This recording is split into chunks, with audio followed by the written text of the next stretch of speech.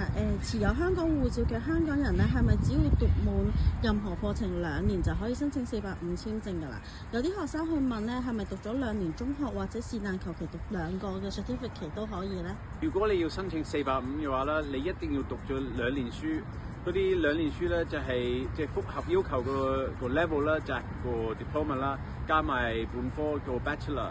如果你係英文啦或者嗰啲中學咧就唔計，咁啊讀咗半年英文啦，加埋1年半嘅本科或者master 啦都唔計，你一定係正式2年嘅做 tertiary 個科，就話係中學之後。大家要記住啦，如果你係大學畢業啦，就可以直接申請呢個485啦，就唔需要嗰個職業評估。如果你係讀嗰啲大專科，即係嗰啲 Cert 3、Cert 4 Diploma 嗰種啦，你一定要申請485之前，你已經攞到職業評估，或者係證明你已經申請過。如果我已經過咗35歲，仲可唔可以申請485簽證呢？如果係香港護照啦，包埋特區護照同埋 BNO 啦，到50歲以下都可以申請485。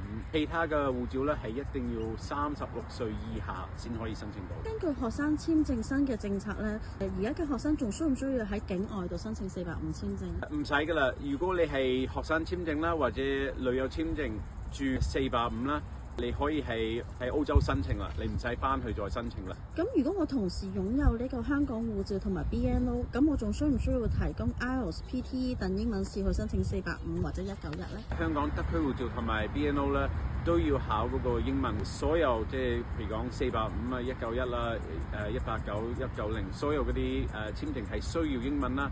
喺香港護照咧係冇得 waive 噶啦。歡迎關注海一澳洲移民留學。